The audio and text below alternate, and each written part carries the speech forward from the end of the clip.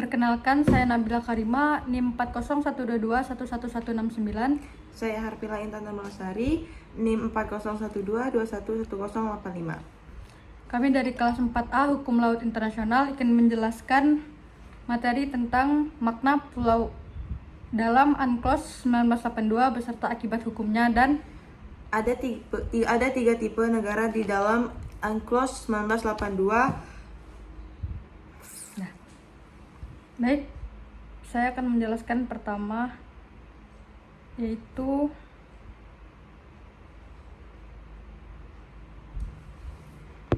dalam UNCLOS 1982, istilah pulau memiliki arti yang cukup spesifik dan dijelaskan dalam pasal 121.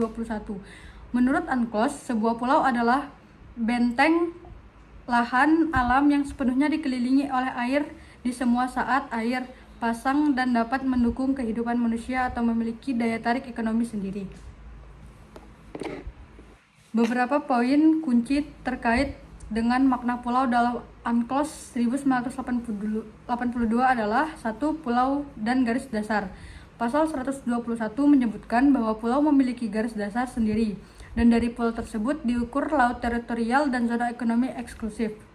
2. Pulau dan zona tambahan. Pulau-pulau dapat memberikan dasar untuk menetapkan zona tambahan di sekitarnya, yang memberikan negara kepulauan hak-hak tambahan. 3. Pulau buatan. UNCLOS juga mengakui pulau buatan, tetapi untuk dianggap sebagai pulau buatan tersebut harus dapat mendukung kehidupan manusia atau memiliki daya tarik ekonomi sendiri. Makna pulau dalam UNCLOS sangat penting karena menentukan status hukum pulau, hak-hak terkait dengan laut teritorial dan zona ekonomi eksklusif, serta bagaimana batas-batas wilayah laut diukur dari pulau-pulau tersebut. Pulau diatur dalam pasal 121 dalam UNCLOS 1982.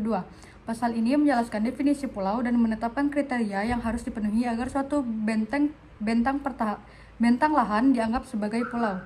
Salah satu poin penting yang diatur dalam Pasal 121 adalah bahwa pulau-pulau memiliki garis dasar sendiri, dan dari pulau tersebut diukur laut teritorial dan zona ekonomi eksklusif. Pasal 121 mencakup ketentuan-ketentuan terkait dengan status hukum pulau dan hak-hak terkait. Maka, makna pulau dalam UNCLOS 1982 memiliki beberapa akibat hukum yang signifikan terkait dengan status dan hak-hak teritorial pulau tersebut. Beberapa akibat hukumnya yaitu mencakup 1. Laut teritorial dan zona ekonomi eksklusif atau ZEE. Pulau yang memenuhi kriteria sebagai pulau berdasarkan pasal 121 UNCLOS memiliki hak untuk menetapkan garis dasar sendiri. Dari garis dasar tersebut diukur laut teritorial, dan ZEE memberikan hak kontrol eksklusif atas sumber daya alam di sekitarnya. 2. Itu ada zona tambahan untuk negara kepulauan. Pulau-pulau dapat membentuk dasar untuk menetapkan zona tambahan di sekitarnya, yang memberikan negara kepulauan hak-hak tambahan terkait pemanfaatan dan pengelolaan sumber daya. Yang ketiga yaitu ada perbedaan antara pulau dan karang atau kerajaan pasir. Pulau yang diakui memiliki status hukum yang berbeda dari karang atau kerajaan pasir.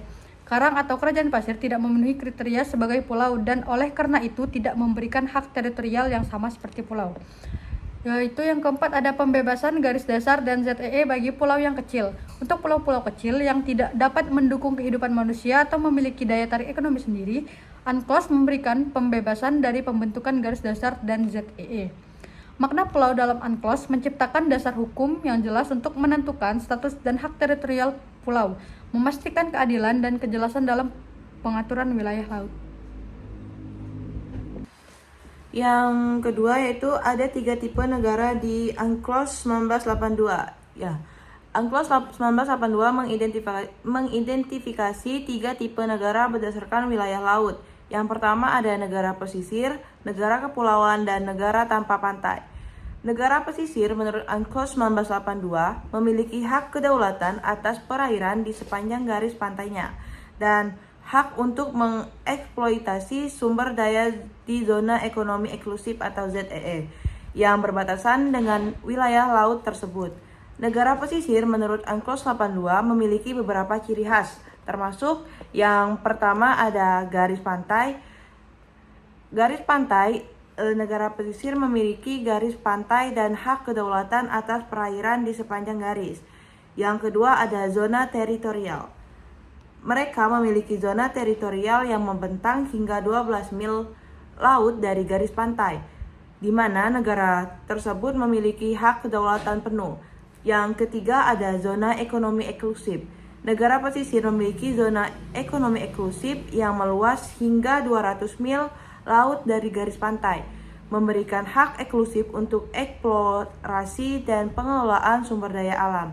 Yang keempat ada laut teritorial. Negara pesisir memiliki hak untuk menetapkan batas laut teritorial dan mengeksklusi yurisdiksinya di dalamnya. Yang kelima ada hak lintas damai. Mereka wajib memberikan hak lintas damai melalui laut teritorialnya bagi kapal asing. Yang keenam ada hak melakukan penelitian ilmiah. Negara pesisir memiliki hak untuk melakukan penelitian ilmiah di dalam laut teritorialnya.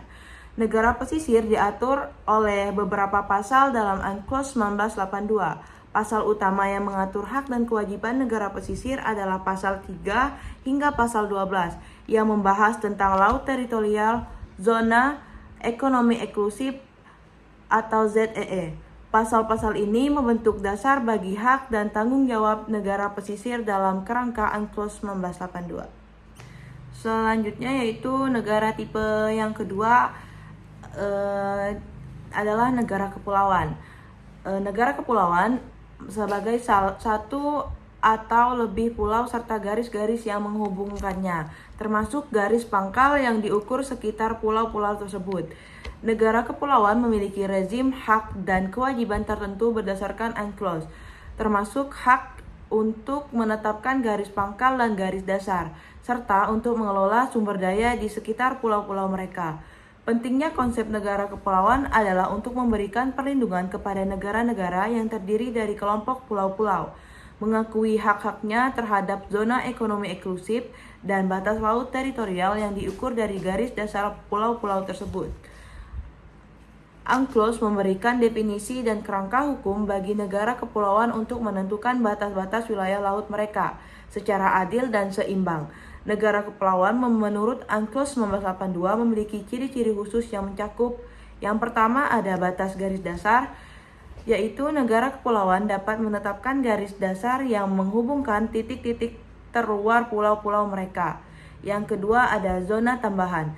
Mereka memiliki hak untuk menetapkan zona tambahan di sekitar garis dasar, yang disebut sebagai zona tambahan yang memiliki hak-hak khusus dalam hal pemanfaatan dan pengelolaan sumber daya.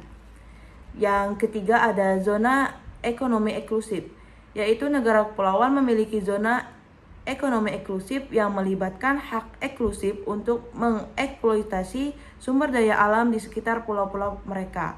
Yang keempat ada perlindungan laut teritorial. Mereka memiliki hak untuk melindungi laut teritorial di sekitar pulau-pulau mereka, yang mencakup batas laut teritorial dan hak lintas damai. Yang kelima ada prinsip keberlanjutan dan kelestarian lingkungan, yaitu negara kepulauan diharapkan mengambil langkah-langkah untuk melestarikan dan melindungi lingkungan laut di sekitar pulau-pulau mereka. Dan yang terakhir ada negosiasi batas, yaitu batas-batas laut kepulauan dapat dinegosiasikan dengan negara-negara tetangga untuk mencapai kesepakatan yang adil. Negara kepulauan diatur sejumlah pasal dalam UNCLOS 1982. Beberapa pasal yang relevan melibatkan definisi dan hak negara kepulauan, termasuk yang pertama ada pasal 46 yang menjelaskan tentang garis dasar yang dapat digunakan oleh negara kepulauan. Yang kedua ada pasal 47, yaitu menetapkan aturan untuk mengukur panjang garis dasar. Yang ketiga ada pasal 48, memberikan ketentuan tambahan terkait dengan negara kepulauan, termasuk hak terkait dengan zona tambahan di sekitar garis dasar. Yang keempat ada pasal 49, yaitu mengatur hak dan kewajiban negara kepulauan terkait dengan laut teritorial dan zona ekonomi eksklusif. Dan yang terakhir ada pasal 51, yaitu menetapkan hak dan kewajiban negara kepulauan terkait dengan hak lintas damai melalui laut teritorial. Baik, saya akan melanjutkan. Yang ketiga ada negara tanpa pantai. Dalam UNCLOS 1982 tidak secara spesifik menggunakan istilah negara tanpa pantai. Namun dalam UNCLOS terdapat istilah negara berdaratan yang terkurung atau landlocked state, negara ini didefinisikan sebagai akses langsung ke laut karena terkurung oleh negara-negara pesisir. Hak dan kewajiban negara berdaratan yang terkurung diatur oleh sejumlah pasal dalam UNCLOS, termasuk pasal-pasal yang membahas hak lintas damai melalui negara pesisir dan hak akses ke dan dari laut lepas. Pasal-pasal ini dirancang untuk memastikan bahwa negara berdaratan yang terkurung memiliki hak yang memadai untuk mengembangkan dan menggunakan jalur transportasi laut yang efisien. UNCLOS 1982 memberikan beberapa hak dan kewajiban khusus untuk negara tanpa pantai atau landlocked states. Beberapa ciri-ciri yang relevan termasuk yaitu ada hak akses laut, yaitu negara tanpa pantai memiliki hak lintas damai melalui negara pesisir yang terhubung dengan laut untuk tujuan transportasi internasional. Terus ada kerjasama internasional, yaitu UNCLOS mendorong negara tanpa pantai untuk bekerja sama dengan negara pesisir dan negara berdaratan yang terkurung lainnya untuk mempromosikan pengembangan ekonomi dan transportasi laut. Yang ketiga yaitu ada pembebasan bebas hambatan. Negara tanpa pantai berhak mendapatkan pembebasan bebas hambatan di pelabuhan laut negara pesisir. Yang keempat ada negosiasi hak akses, yaitu negara tanpa pantai dapat melakukan negosiasi dengan negara pesisir untuk menentukan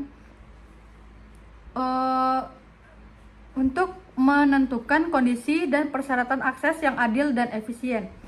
Terus yang kelima ada keterlibatan dalam perundingan, yaitu diberikan hak untuk berpartisipasi dalam perundingan internasional yang mempengaruhi hak dan kepentingan mereka, terutama dalam hal hak akses ke laut.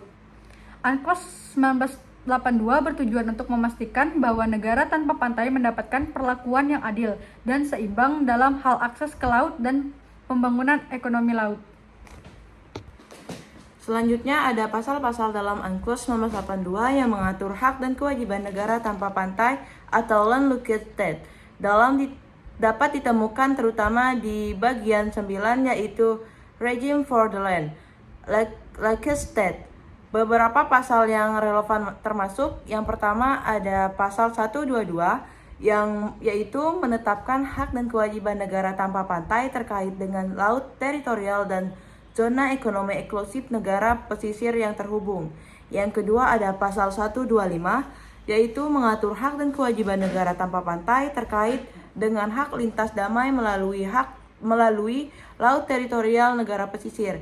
Yang ketiga ada pasal 136 yaitu menjelaskan kewajiban negara tanpa pantai untuk bekerja sama dengan negara pesisir dan negara berdaratan yang terkurung lainnya untuk mempromosikan pengembangan ekonomi dan transportasi laut.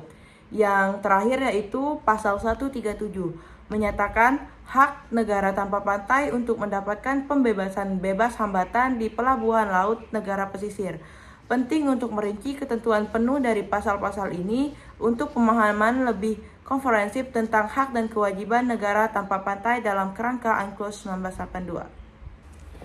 Mungkin itu saja pemaparan materi dari kami, lebih dan kurangnya kami mohon maaf. Terima kasih. Dan terima kasih. Terima kasih Pak Cai Bapak.